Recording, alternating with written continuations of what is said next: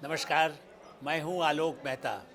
Editors diary में चर्चा महिला राजनीति की, ममता राजनीति की, द्रौपदी राजनीति की और सोनिया गांधी की राजनीति की। बड़ा ही ऐतिहासिक अवसर है जब सबकी राजनीति आज सामने आ रही है। द्रौपदी मुर्मू जी राष्ट्रपति का चुनाव जीत गई, बड़े पैमाने पर जीती।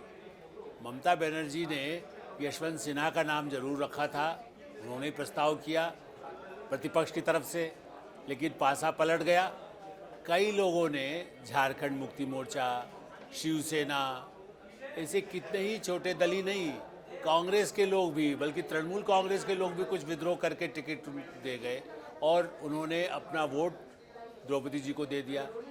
तो राष्ट्रपति बनना तो एक आदिवासी महिला राष्ट्रपति बन गई। लेकिन उससे भी दिलचस्प बात यह है कि उपराष्ट्रपति में भी महिला राजनीति सामने आ गई। पहले तो मार्गरेट अलवा जी का नाम घोषित हो चुका, उन्होंने नॉमिनेशन फाइल कर दिया। तब तक दीदी ने, ममता दीदी ने तृणमूल कांग्रेस की तरफ से ये कहा कि हम 21 तारीख को बताएंगे, अपनी तरफ से घोषित नहीं किया। शरद पवार जी ने ज़रूर, कांग्रेस ने भी घोषित नहीं किया। कांग्रेस की नेता मार्गरेट अलवा, महिला नेता, उन्होंने कहा महिला को खड़ा करेंगे। यदि पिछली बार एनडीए ने, भारतीय जनता पार्टी ने महिला को खड़ा किया, हम महिला को खड़ा करेंगे। यदि उन्होंने आदिवासी को खड़ा किया तो हम कहेंगे कि भाई हमने क्रिश्चियन हैं, अल्पसंख्यक हैं और महिला हैं, इसलिए इनको खड़ा कर रहे हैं। और कांग्रेसी हैं, कई पुराने कांग्रेसी होने के नाते। लेकिन अब ममता बनर्जी ने आज साफ कर दिया, बड़ी भारी रैली कलकत्ता में की अपने समर्थकों की, अपने समर्थकों के शहीद दिवस के उसके नाम पर। और ममता दी ने राजनीति का एक दूसरा पासा एकदम फेंका। उन्होंने कहा कि भाई ये क्या है, हमसे तो पूछा ही नहीं था, आपने कब नाम तय कर लिया मार्गरेट थैचर जी, उनका, मार्गरेट अलवा जी का। मार्गरेट थैचर तो ब्रिटेन की प्रधानमंत्री थी, तो उनका नहीं, लेकिन नाम तो मार्गरेट ही है, इसलिए आता है कि भाई वो भी बहुत महत्वाकांक्षी रही, राज्यपाल भी रही, कांग्रेस का पुराना उनका इतिहास है। बड़ा दिलचस्प दिन है, ऐतिहासिक दिन है, क्योंकि सब कुछ महिलाओं के ऊपर आज केंद्रित है। सोनिया गांधी के लिए देश भर में हंगामा हुआ कि साहब ईडी उनसे पूछताछ कर रहा है, हेराल्ड में कौन पैसा कहाँ से आया, कहाँ गया, वो एक अलग कहानी है। लेकिन सोनिया गांधी के लिए जीएसटी के लिए आंदोलन नहीं है, महंगाई के लिए आंदोलन नहीं है, और किसी समस्याओं के लिए आंदोलन नहीं है। आंदोलन किसके लिए है कि साहब पूछताछ के लिए बुलाया गया। तो सोनिया गांधी केंद्र में रही। राष्ट्रपति चुनाव की वजह से पूरे दिन भर राष्ट्रपति चुनाव के परिणाम के लिए रहे, जबकि निश्चय तय था। सोनिया जी को भी कोई परेशान तो किया जाने था। 3 घंटे उनसे पूछताछ हुई, उनको घर चली गई, फिर 25 को हो जाएगा। लेकिन इसलिए ऐसा दिन बड़ा कम होता है जब भारतीय राजनीति में 3 महिलाएं शीर्ष की, राष्ट्रपति बनने वाली, शपथ तो उनका 25 को होगा, लेकिन यह है कि हाँ, चुनाव के परिणाम और पूरी चर्चा दिन भर उनकी, पूरी चर्चा सोनिया गांधी की, और शाम होते होते ममता बनर्जी की। अब क्यों? ममता बनर्जी यूथ कांग्रेस के ज़माने से, जेपी मूवमेंट के समय में भी वो इंदिरा गांधी की लॉयल्टी में, जब अपनी छात्र राजनीति में थी, तो बोनट पर, कार पर खड़ी हो गई थी कांग्रेस के समर्थन में, और बड़ा ही सिरविर भी फट गया था। मैंने, उन्होंने विरोध उस समय जब बयान किया, बड़ी कट्टर कांग्रेसी, इसलिए उनको बड़ा महत्व मिला। बाद में उन्होंने सोमनाथ चटर्जी जैसे दिग्गज मार्क्सवादी नेता, उस समय बंगाल के, जो लोकसभा के अध्यक्ष भी रहे और कम्युनिस्टों के सबसे बड़े नेता वो माने जाते रहे, और बहुत अच्छी उनकी इमेज थी, बड़े भारी कानूनविद थे, उनको चुनाव में हराया।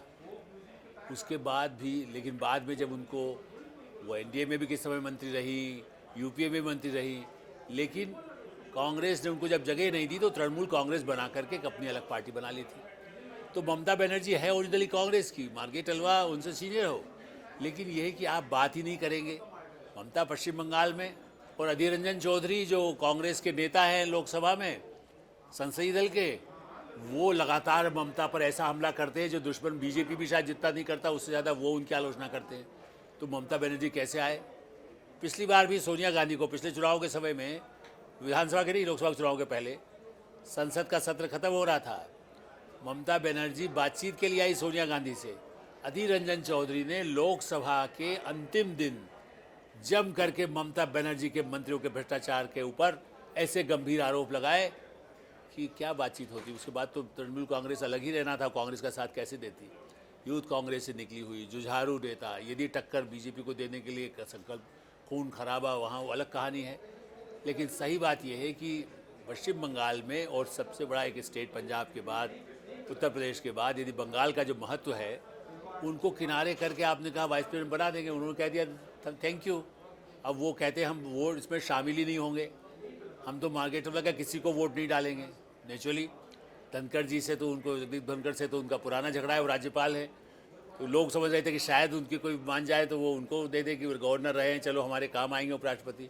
लेकिन उनको तो वो राज्यपाल तक से हटाने को तैयार नहीं थे। तो महिलाओं की राजनीति, सोनिया गांधी का इतने वर्षों से काम रहा, लेकिन मैंने इंदिरा गांधी को भी जब उनको तिहाड़ जेल ले जाया जा रहा था, जब गिरफ्तारी उनकी की गई, पहले संसद के बाहर भी उनके समर्थक तो बहुत आए थे, लेकिन ऐसी गिरफ्तारी नहीं हुई। महात्मा गांधी भी कहते सत्याग्रह आंदोलन किसको कहते कि भाई लोग अपने आप जाएंगे। यहाँ तो यह है कि देश भर में आंदोलन करा दिया, पूछताछ क्यों कर रहे हैं? नरसिंह राव से पूछताछ हो सकती है। जब हवाला कांड आया जिसमें यशवंत सिन्हा जी का नाम भी था, जो वो उपराष्ट्रपति के उम्मीदवार, उनसे पूछताछ हो सकती है। बड़े बड़े नेताओं से पूछताछ हुई, कांग्रेस के 5 मंत्री सबके इस्तीफे हो गए, उन सब से पूछताछ हो सकती थी। और जैसा मैंने कहा, नरसिंह राव जेएमएम वाले मामले में अदालत में जाके जब प्रधानमंत्री पद से दौड़ गए तो केस चूंकि चलता रहा, लेकिन फिर भी पूर्व प्रधानमंत्री होते हुए अदालत में जाके खड़े रहना पड़ा। उनको लगता था कि अरे पीछे पूरा पुलिस वाला खड़ा है, मुझे दुख होता है कि मैं प्रधानमंत्री रहा हूँ देश का। बाद में वो मामला निपट गया, उस बारे में हम नहीं चर्चा करते, लेकिन सही बात यह है कि वो बहुत परेशान रहे। इनको तो न जेल भेजा गया, न अभी कोई गिरफ्तारी हुई, लेकिन क्या है कि पूरे देश में राहुल गांधी को स्थापित करना है कि कांग्रेस के साथ कितना बड़ा जोर है। तो सोनिया जी का ट्रम्प कार्ड ये है कि राहुल को आने वाले समय में अध्यक्ष पद मिलने के लिए देश भर में लगे कि गांधी परिवार के लिए सब समर्पित है। तो महिलाओं की राजनीति, भारतीय राजनीति में उनका महत्व बढ़ने वाला है। और चूँकि उनका मुकाबला भी स्मृति ईरानी बीजेपी की तरफ से मोर्चा लेके खड़ी होती है, तो वो भी कम जुझारू महिला नहीं है, मंत्री भी हैं, बोलती हैं हिंदी अंग्रेजी में। तो भारतीय राजनीति में महिलाओं का महत्व, 33% आरक्षण शायद मोदी सरकार, प्रधानमंत्री नरेंद्र मोदी कई वादा कर चुके हैं, उसमें हो सकता है कि संसद के आने वाले सत्रों में या अगले चुनावों से पहले 2024 के पहले शायद कोई कर दे कि महिलाएं आइए, 33% किसको देंगे। ऐसी स्थिति में कांग्रेस और ममता के बीच या एनसीपी के बीच जो प्रतिपक्ष इतना बिखरा रहेगा, जो वाइस प्रेसिडेंट जहां केवल सांसद वोट देते हैं, जब वहां आप एक नहीं हो सकते हैं, तो आगे आने वाले चुनाव में देश भर में कैसे एक होंगे, सवाल ये है। इसलिए महिलाएं निश्चित रूप से आने वाले 2024 नहीं, आने वाले कई वर्षों तक भारतीय राजनीति में महिलाओं का महत्व रहना होगा।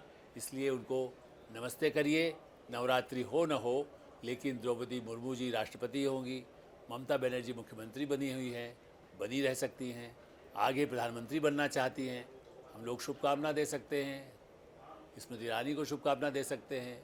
सोनिया गांधी तो अभी भी अध्यक्ष हैं, राहुल भी बने, प्रियंका भी बने, तब भी वो प्रमुख तो रहेगी ही, उनका मार्गदर्शन चलता रहेगा। तो देश का कल्याण महिलाओं के हाथ में बना रहेगा, बिगाड़ने के लिए, बनाने के लिए।